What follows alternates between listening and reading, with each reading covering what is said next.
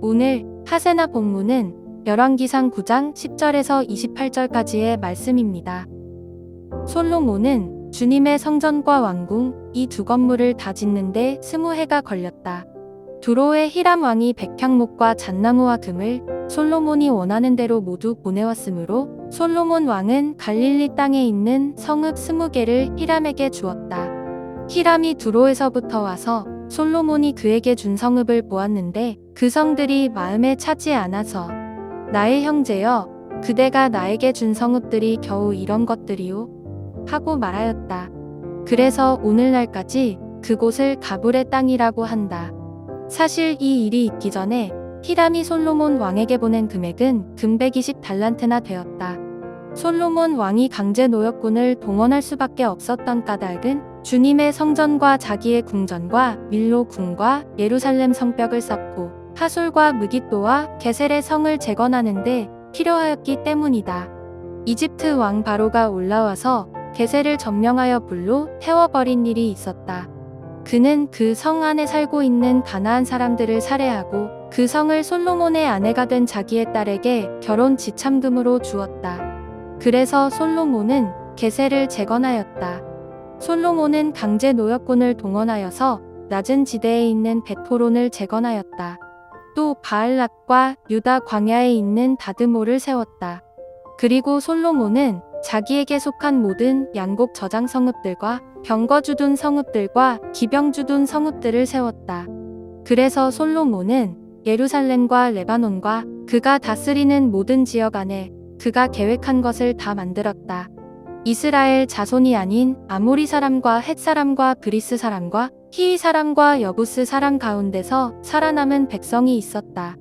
솔로몬은 그들을 노예로 삼아서 강제 노역에 동원하였다.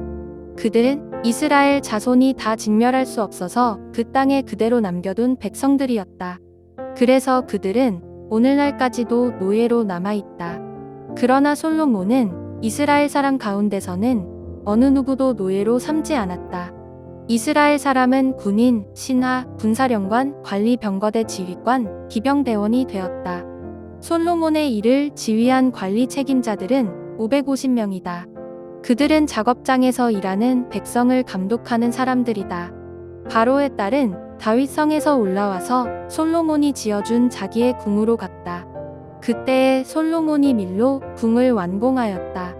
솔로몬은 한 해에 3번씩 주님의 제단에서 번제물과 화목제물을 드리고 또 주님 앞에서 분향하였다. 이렇게 그는 성전 짓는 일을 완수하였다. 솔로몬 왕은 또 에돔 땅 홍해변 엘록 근방에 있는 에시온게벨에서 배를 만들었다. 히람은 자기 신하 가운데서 바다를 잘 아는 벳사람들을 보내서 솔로몬의 신하들을 돕게 하였다. 그들이 오빌에 이르러 거기서 420달란트의 금을 솔로몬 왕에게로 가져왔다. 반갑습니다, 성도 여러분. 오늘은 여러분들과 함께 열왕기상 9장 10절에서 28절까지의 말씀을 함께 나눠보고자 합니다. 하나님께서는 솔로몬에게 지혜를 주셨습니다. 솔로몬은 20년 동안 성전과 왕국을 건축하며 수많은 경험들을 쌓았습니다. 지혜와 경험이 함께 쌓이며 솔로몬의 영향력도 점점점 커져갔습니다. 오늘 본문에는 솔로몬의 업적을 나열하고 있는데요. 솔로몬의 업적은 크게 3가지로 분류할 수 있습니다. 첫 번째 솔로몬의 업적은요, 솔로몬은 영토를 확장했습니다. 고대 왕에게 있어서 영토 확장은 매우 중요한 역할이었는데요. 솔로몬 때에 이집트 북부에서 가나안 북부까지 영토를 확장했습니다. 우리가 알고 있는 이스라엘 지도를 완성시킨 왕은 바로 솔로몬 왕이라고 할 수 있습니다. 두 번째로 솔로몬의 업적은 국가의 시스템을 정비했습니다. 국가의 시스템을 정비하는 가장 중요한 2가지 요소는 건축을 하는 것과 인사를 하는 것입니다. 솔로몬 성전과 왕국을 건축했고 배웠던 그 노하우를 이용해서요, 솔로몬은 지방 곳곳에 성전을 건축합니다. 또 성을 건축합니다. 성을 건축했다는 것은 백성들을 지키고 나라를 안정시켰다는 것을 의미합니다. 또한 인사 배치를 합니다. 550명의 관료들을 뽑아 백성을 다스리게 했고요. 수많은 노예들을 붙잡아 건축하는 데 노역을 시킵니다. 관료들이 세워지고 노예가 많아지면 자연스럽게 나라는 더욱더 부강해집니다. 마지막으로 솔로몬은 다른 국가들과 무역을 했습니다. 26절에 이렇게 말씀합니다. 솔로몬 왕이 에돔 땅 홍해 물가의 엘롯 근처에서 에시온게벨에서 배들을 지은지라. 솔로몬은 가나안 땅의 자원만으로 국가 발전을 하는 것은 한계가 있다고 판단합니다. 그래서 에시온게벨에 항구를 짓고 배를 만듭니다. 열왕기상 10장에 보면 나오지만 솔로몬은 아프리카 국가까지 무역을 확대시키는 것을 볼 수 있습니다. 이런 무역을 통해서 솔로몬 왕국의 부는 점점점 더 커져갑니다. 하나님께서는 솔로몬을 통해서 이스라엘 왕국을 세우셨는데요. 이렇게 세우신 이유는 이 땅에 이상국가를 건설하기 위해서가 아닙니다. 이스라엘 백성들을 통해서 하나님의 통치가 펼쳐지기를 원했던 거죠. 이스라엘을 통해서 주변 국가들도 더 부강해지고 풍성해지기를 바랬습니다. 하나님께서는 이스라엘이라는 통로를 통해서 여호와 하나님이 어떠한 분이신지 열방에 알려지기를 원했던 겁니다. 이것이 바로 솔로몬에게 지혜와 부를 주신 이유입니다. 그것은 우리도 마찬가지입니다. 하나님께서는 우리를 통해서 이 땅이 더욱더 풍성해지기를 원하십니다. 풍성의 반대말은 약탈과 그리고 약육강식인데요. 자신이 더 많은 이익을 챙기고 그리고 자신이 더 많은 것들을 챙겨서 남들이 어떻게 되든 상관없는 것, 이것이 바로 세상의 방식입니다. 하지만 하나님께서 우리에게 이 땅을 불러주신 이유는 우리를 통해서 이 땅이 더 풍성해지기를 원하십니다.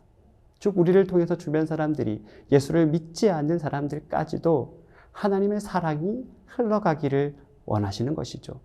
그것이 바로 이스라엘 백성들을, 또한 우리를 불러주신 이유이십니다. 그리고 우리를 통해서 하나님께서는 하나님의 통치가 확장되기를 원합니다. 솔로몬을 통해 주변 국가들이 여호와 하나님이 어떠한 분이신지를 알게 됩니다. 다른 어떠한 신보다 위대한 신이시고 또 유일한 신이라는 것을 알게 됩니다.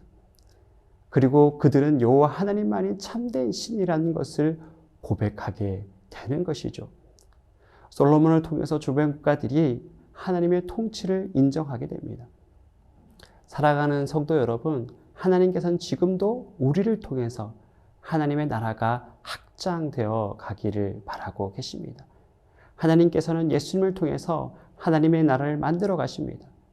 누군가가 예수님을 알게 되고 예수님만이 참된 구원자이시고 메시아이시라는 것을 고백할 때 하나님의 나라는 점점 확장되어 갑니다. 우리는 그 역할을 담당해야 합니다. 우리를 통해서 우리의 지인이 또 이 세상에 예수님이 어떠한 분이신지를 알게 된다면 우리는 하나님의 나라가 확장해가는 역할을 담당하고 있는 겁니다. 사랑하는 성도 여러분, 하나님께서는 여러분들을 이 땅으로 불러주셨습니다. 하나님의 나라를 온전히 완성해 가도록 우리를 불러주셨습니다. 오늘 하루도 하나님의 나라를 확장해 가는데 동참하시는 모든 성도들이 되시기를 진심으로 축복합니다. 오늘의 하시조는 뉴스를 보고 사회를 위해 기도하는 것입니다. 하나님의 마음과 시선으로 함께 기도하는 오늘의 하시조, 함께 하시죠.